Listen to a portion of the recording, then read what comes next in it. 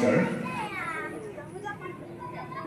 আজিৰ এই সভাৰ শ্ৰদ্ধেয় সভাপতি মহোদয়, মঞ্চত বিশিষ্ট ব্যক্তিসকল, সন্মুখত বহি থকা আই মাতৃ, পিতৃ বয়সীয়া সন্মানীয় ব্যক্তিসকল, লগতে এই অঞ্চলৰ ৰাইজ, সকলো আমি ম্ৰিয়মান হৈ আছোঁ জুবিন গাৰ্গক লৈ, জুবিন গাৰ্গৰ এই অকাল মৃত্যুক লৈ।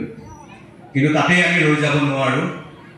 জুবিন গাৰ্গে যি সপোন দেখিছিল, সেই অসমখনৰ সমন্বয়ৰ অসমখনৰ সেই সপোনৰ আমি একোজন সৈনিক হৈ আগবাঢ়ি যাব লাগিব। আমি যদি সেই দুখতেই ম্ৰিয়মান হৈ স্থবিৰ হৈ যাওঁ, তেনেহ'লে আমাৰ ভৱিষ্যতো, জাতিটোৰ ভৱিষ্যতো কিন্তু খেলি মেলি হৈ যাব। গতিকে ন্যায়ৰ বাবে সংগ্ৰাম অব্যাহত থাকিব, তাৰ লগতে আমি আমাৰ কৰণীয়খিনি জাতিৰ বাবে, ভাষাৰ বাবে কৰি যাব লাগিব। আজিৰে গোটেই আলোচনা বিষয়টো হৈছে ভাষা, মাতৃভাষাৰ কথা। অৱশ্যে মই সেই বিষয়ত মোক বক্তৃতা দিবলৈ তেখেতসকলে আপোনালোকে আমন্ত্ৰণ জনোৱা নাই। মই স্মৰণিকাখনৰ উন্মোচনী সভাহে এগৰাকী বক্তা আছিলোঁ। কিন্তু মই এটা কথা ক'ব বিচাৰিছোঁ আপোনালোকক, এই যে ভাষা ছাৰে কৈ গৈছে, এই ভাষা একতাৰ জন্ম হ'বলৈ পৃথিৱীবাসী মানুহে কোটি কোটি বছৰ অপেক্ষা কৰিবলগীয়া হৈছিল। সেই কথা আপোনালোকে জানে, বিৱৰ্তনৰ ইতিহাসত সেই কথা লিপিবদ্ধ হৈ আছে। কিমান কোটি বছৰ মানুহে যেতিয়া উলংগ হৈ আছিল, মানুহে যেতিয়া উলংগৰ পৰা লজ্জাবোধ কৰি বলকল পিন্ধিছিল, তাৰপিছত মানুহে যেতিয়া আকাৰে ইংগিৰে কথা পাতিছিল, তাৰপিছত যেতিয়া মানুহে ৰেখাচিত্ৰৰে নিজৰ মনোভাৱ প্ৰকাশ কৰিবলৈ চেষ্টা কৰিছিল, আৰু তাৰপিছত হঠাৎ এদিন মানুহে আটাইতকৈ সেই শ্ৰেষ্ঠ সম্পদটো অৰ্জন কৰিছিল, সেইটো হৈছে ভাষা। যি ভাষাৰে আমি আমাৰ মনোভাৱ প্ৰকাশ কৰিব পাৰোঁ, আমাৰ মনোভাৱ প্ৰকাশ কৰিব পাৰোঁ, আমি প্ৰেম নিবেদন কৰিব পাৰোঁ, আমাৰ শ্ৰদ্ধা নিবেদন কৰিব পাৰোঁ, আৰু আমাৰ ক্ষোভ আমি প্ৰকাশ কৰিব পাৰোঁ। আমি যি মন যায় তাকে কৰিব পাৰোঁ ভাষাটোৰ জৰিয়তে। আৰু সেই ভাষাটোক আমি সযতনে ৰখাটো আমাৰ সকলো, অকল অসমীয়া বুলি নহয়, ইয়াত থকা সকলো জনগোষ্ঠীৰ ভাষাৰে সমান গুৰুত্ব আছে, সমান সন্মানীয়তা ঠাই আছে। গতিকে আমি অকল নিজৰ ভাষাটোৰ প্ৰতি সজাগ হৈ আন ভাষাবোৰক অৱহেলা কৰাৰ যি এটা ইতিহাস আছিল, সেই ইতিহাসটো এতিয়া আমি মুচি পেলাব লাগিব। আমাৰ যিমান ভাষা আছে অসমৰ ভিতৰত, সেই সকলো ভাষাৰে বিকাশ আৰু আমি উন্নয়ন বিচাৰিব লাগিব। কাৰণ প্ৰতিটো ভাষাতে লুকাই থাকে একোখন ইতিহাস, পৃথিৱীৰ ইতিহাস, মানৱ জাতিৰ ইতিহাস। প্ৰতিটো ভাষাতে লুকাই থাকে ঐতিহ্য, লুকাই থাকে কেনেদৰে বিৱৰ্তিত হৈ আজি আমি এই অৱস্থা পাইছোহি। আপোনালোকে শুনি দুখ পাব যে সমগ্ৰ পৃথিৱীতে ক্ৰমশ ভাষাৰ মৃত্যু ত্বৰান্বিত হৈ আহিছে। প্ৰতি পষেকত এইখন পৃথিৱীত দুটাকৈ ভাষাৰ মৃত্যু হয়। আৰু যেতিয়া সেই একো একোটা ভাষা মৃত্যু হয়, আমাৰ মানৱ জাতিৰ একো একটা ইতিহাস চিৰদিনৰ বাবে নাইকিয়া হৈ যায়। বাংলাদেশত এনে এটা ভাষা আছে, যিটো ভাষাত মাত্ৰ এতিয়া দুগৰাকী ভনীয়েক জীয়াই আছে। সেই ভনীয়েক দুগৰাকী আদিবাসী ভাষা হয়। সেই ভনীয়েক দুগৰাকীৰ যিদিনা মৃত্যু হ'ব, সেই ভাষাটো এই পৃথিৱীৰ পৰা চিৰদিন হেৰাই যাব। গতিকে আমাৰ দায়িত্ব আমাৰ মাতৃভাষাক সুৰক্ষা দিয়া, আমাৰ সন্তানক ভাষাৰ প্ৰতি অনুনক্ত কৰা, আৰু ভাষা লৈ যি হীনমন্যতা, যে আমি অকল অসমীয়া ভাষা জানো, ইংৰাজী নাজানো, হিন্দী নাজানো, এই ভাষাৰ যি হীনমন্যতা, তাৰ পৰা আমি মুক্তি পাব লাগিব। আপোনালোকে ইজৰাইলৰ নাম জানে, যে ইজৰাইলে সমগ্ৰ পৃথিৱীত এখন সৰু দেশ, ইহুদীৰ দেশ। সেই ইজৰাইলে সমগ্ৰ পৃথিৱীক শাসন কৰিব পৰাকৈ তেওঁলোকৰ ক্ষমতা আছে। কিয় জানেনে? কাৰণ তেওঁলোকে তেওঁলোকৰ জাতিটোক, তেওঁলোকৰ ধৰ্মক আৰু তেওঁলোকৰ ভাষাক ইমান ভাল পায়। সেই ভাল পোৱাৰে তেওঁলোকে আজি পৃথিৱীত সৰ্বশক্তিমান হ'বলৈ সক্ষম হৈছে। আপোনালোকে জানি ভাল পাব যে ইজৰাইলত ইংৰাজী ভাষা নকয়, ইজৰাইলৰ মাধ্যম হৈছে হিব্ৰু ভাষা। তেওঁলোকৰ মেডিকেল চায়েন্স হিব্ৰুত পঢ়োৱা হয়, তেওঁলোকৰ ইঞ্জিনিয়াৰিং হিব্ৰুত পঢ়োৱা হয়, তেওঁলোকৰ সকলো প্ৰযুক্তিগত বিদ্যা তেওঁলোকৰ ছাত্ৰ ছাত্ৰীক, তেওঁলোকৰ তৰুণ প্ৰজন্মক নিজৰ ভাষা শিকোৱা হয়। আৰু তাৰ পৰা তেওঁলোকৰ একো ক্ষতি হোৱা নাই, বৰঞ্চ তেওঁলোকৰ ভাষাটো নিশিকালে তেওঁলোকৰ ৰাষ্ট্ৰীয় যি নিৰাপত্তা, সেই নিৰাপত্তাও তেওঁলোকৰ অক্ষুণ্ণ থাকে। আজি তেওঁলোকে কিন্তু অন্য ভাষা শিকিবলৈ আৰম্ভ কৰিছে, তেওঁলোকে আৰু আৰবিক ভাষা শিকিবলৈ আৰম্ভ কৰিছে। কাৰণ তেওঁলোকৰ চাৰিওফালে ইছলামিক কাণ্ট্ৰিবিলাকে তেওঁলোকক ঘেৰি আছে। সেইকাৰণে তেওঁলোকে কিন্তু অন্য ভাষা শিকিছে, কিন্তু নিজৰ ভাষাটো তেওঁলোকে এৰি দিয়া নাই। গতিকে আমাৰ প্ৰতিখন ঘৰৰ পৰা এতিয়া অসমীয়া ভাষা বিতাড়িত হ'বলৈ আৰম্ভ কৰিছে। আমি আমাৰ ল'ৰা ছোৱালীক কি ভাবোঁ যে ইংৰাজী নাজানিলে আমাৰ ল'ৰা ছোৱালীয়ে পৃথিৱীত খোজ পেলাব নোৱাৰিব। এই পৃথিৱীৰ বিশ্বমুখী খিৰিকীখনেৰে তেওঁলোকে বিশ্বলৈ চাব নোৱাৰিব।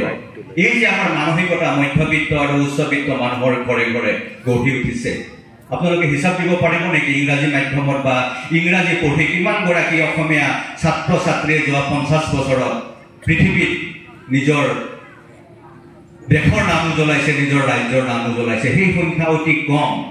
কিন্তু নিজৰ মাতৃভাষাত পঢ়ি আজি ৰুবুল মাউতৰ দৰে ব্যক্তিয়ে কিন্তু পৃথিৱীত অসমৰ নাম উজ্বলাই আছে। গতিকে এই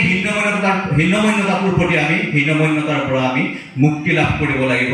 অসমীয়া ভাষাৰে যে সমগ্ৰ পৃথিৱীত প্ৰতিষ্ঠা লাভ কৰিব পাৰে ৰুবুল মাউতৰ দৰে আমি সেই মেধাৱী ছাত্ৰৰ আমি আদৰ্শ আমাৰ নিজৰ সন্তানক দিব লাগিব।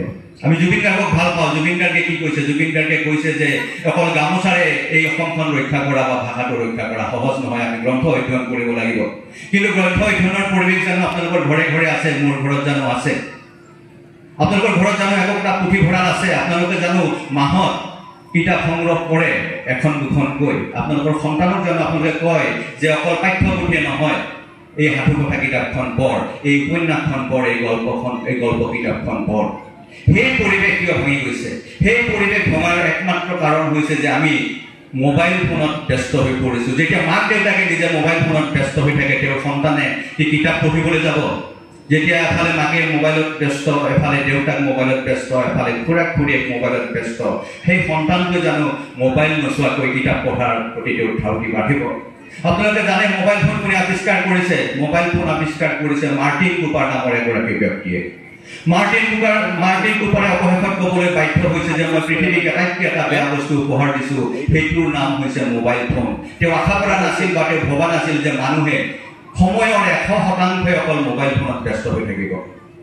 কিন্তু আমি এনেকুৱাকৈ আমি অভ্যস্ত হৈ পৰিছোঁ, এনেদৰে আমি আক্ৰান্ত হৈ পৰিছোঁ মোবাইল ফোনত যে আমি জীৱনৰ 100% সময় ৰাতিপুৱা শুই উঠাৰ পৰা ৰাতি শুৱালৈকে অকল মোবাইলটোকে দিছোঁ, যাৰ পৰা গ্ৰন্থ অধ্যয়নৰ স্পৃহা আমাৰ নিজৰো নাই, গতিকে আমাৰ সন্তানৰো নাই। আৰু এনেদৰে এটা ভাষা বা এটা জাতি জীয়াই থকাটো সম্ভৱ নহয়। গতিকে গ্ৰন্থ অধ্যয়নৰ পৰিৱেশ আপোনালোকে নিজৰ গৃহত গঢ়ি তোলক, নিজৰ সন্তানক অনুৰক্ত কৰক।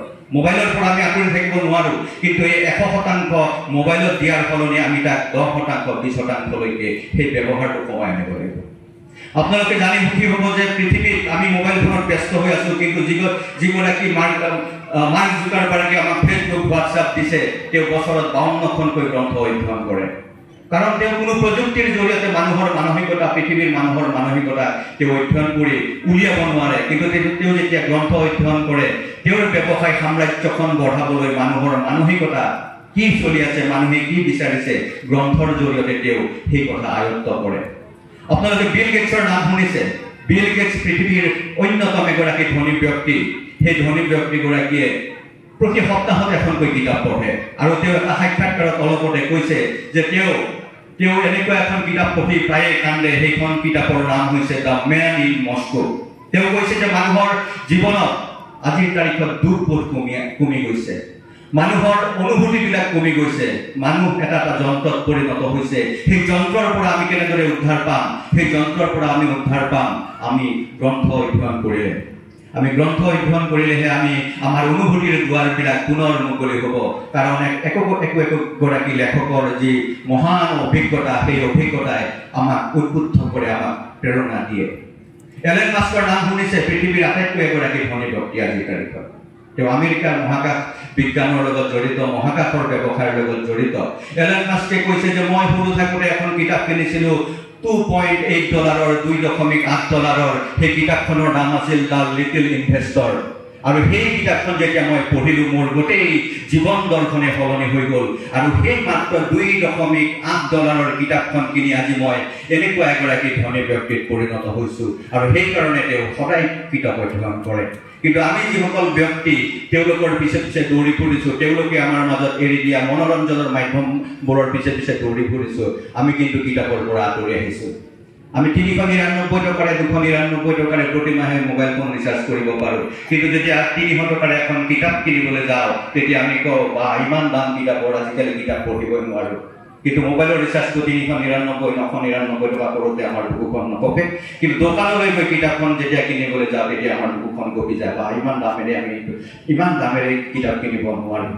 গতিকে জুবিন গাৰ্গক যদি ভাল পায় জুবিন গাৰ্গৰ সেই কথাষাৰ আপোনালোকে অনুসৰণ কৰিবলৈ আৰম্ভ কৰক গ্ৰন্থ অধ্যয়নৰ বিপ্লৱ আৰম্ভ কৰক মই এটা সৰু কথা কৈ সামৰিব খুজিছোঁ আৰু বেছি দীঘলীয়া নকৰোঁ আমাৰ আজি অসমত যি অৱস্থা গ্ৰন্থ অধ্যয়নৰ প্ৰতি মানুহ আঁতৰি গৈছে সেই অৱস্থা 2010 চনৰ পৰা 2000 চনৰ পৰা সমগ্ৰ ইউৰোপত হৈছে সমগ্ৰ ইউৰোপৰ ল'ৰা ছোৱালীয়ে কিতাপ অধ্যয়নৰ পৰা আঁতৰি গৈছিল আৰু ক'ত ব্যস্ত হৈ পৰিছিল ড্ৰাগছ মদ ভাং চিগাৰেট ক'ত অভ্যস্ত হৈ পৰিছিল মোবাইল ফোন চিনেমা অশ্লীলতা তেতিয়া তেওঁলোকৰ অভিভাৱক সমাজে এটা সিদ্ধান্ত ল'লে যে আমি যদি আমাৰ সন্তানক কিতাপৰ পৰা দূৰত ৰাখোঁ তেওঁলোকক আমি শুদ্ধ পথলৈ অনাটো কোনোপধ্যে সম্ভৱ নহয় তাৰ পাছত তেওঁলোকৰ অভিভাৱক সমাজে সেই সিদ্ধান্ত গ্ৰহণ কৰিলে নিজৰ সন্তানক তেওঁলোকে পুথিভঁৰাললৈকে লৈ যোৱাৰ অভ্যাস গঢ়ি তুলিলে আৰু আজি তেওঁলোকে ঘোষণা কৰিবলৈ সক্ষম হৈছে যে 2010 চনৰ পৰা ইউৰোপৰ তৰুণ প্ৰজন্ম অন্য ধৰণে আগবাঢ়িছে গতিকে আমিও যদি আমাৰ সন্তানক আমাৰ পুথিভঁৰাললৈকে লৈ যোৱাৰ অভ্যাস কৰোঁ তেতিয়াহ'লে আমি এখন নতুন সমাজ পাম নতুন তৰুণ প্ৰজন্ম পাম তেতিয়া আপোনালোকে দুখ কৰিব নালাগিব ৰাতি 12টা বজাত মোৰ ল'ৰাটোৱে কেলেই মদ খাই আহিছে কেলেই ড্ৰাগছ খাই আহিছে কেলেই মোক বাইক বিচাৰিছে কেলেই মোক মাৰপিট কৰিবলৈ ইচ্ছা কৰিছে কেলেই মোক বৃদ্ধাশ্ৰমলৈ থ'বলৈ ষড়যন্ত্ৰ কৰিছে যিদিনা আপোনাৰ ল'ৰা ছোৱালীক আপুনি কিতাপৰ মাজেৰে ডাঙৰ দীঘল কৰিব সেই পৰিৱেশ ঘৰত কেতিয়াও সৃষ্টি নহ'ব গতিকে নিজৰ সন্তানক গ্ৰন্থৰ প্ৰতি অনুৰক্ত কৰক এইখিনি কথা কৈছোঁ আৰু এটা সৰু উদাহৰণ দিওঁ আমেৰিকাত আমি সদায় অনুসৰণ কৰোঁ কিহত অনুসৰণ কৰোঁ সাজ পোছাক মনোৰঞ্জনৰ বিভিন্ন কথা আমাৰ এগৰাকী অসমৰ বাইদেউ তাত থাকে ললিতা দাস কলিতা লতাশিলত বাইদেউৰ ঘৰ বাইদেউ মাজে মাজে মোক ফোন কৰে বাইদেৱে কয় যে আমেৰিকাত তোমালোকে ভুল নুবুজিবা আমেৰিকাৰ এতিয়াও অভিভাৱকে সন্তানক গধূলি হ'লে পুথিভঁৰাললৈ লৈ যায় যেটো অসমত দেখিবলৈ আজিৰ তাৰিখত সম্ভৱ নহয় আজি গুৱাহাটীতে কওক মঙলদৈতে কওক নলবাৰীতে কওক পুথিভঁৰালবিলাকৰ চকীবিলাক খালী হৈ থাকে কোনো তাত প্ৰৱেশ নকৰে দুই এজন ব্যক্তিৰ পাৰে সেই পুথিভঁৰালৰ খালী চকীবোৰ কিন্তু আমি আমাৰ সন্তানক লৈ গৈ যিদিনা ভৰ্তি কৰাই দিম তেতিয়া দেখিব যে আমি নতুন সপোন দেখিবলৈ সক্ষম হ'ম আমাৰ সন্তান একোগৰাকী ভাল নাগৰিক হৈ আমাক সেৱা কৰিব নিজৰ ঘৰখনক সেৱা কৰিব সমাজখনক সেৱা কৰিব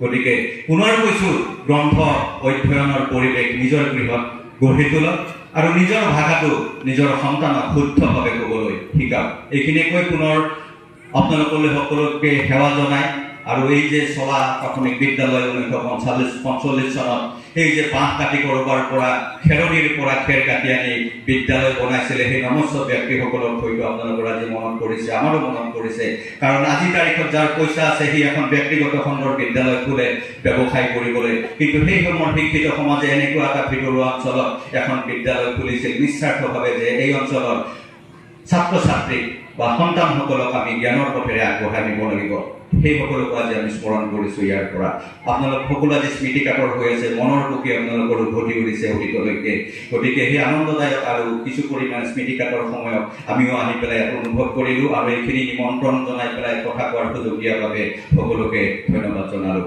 জয় আই অসম।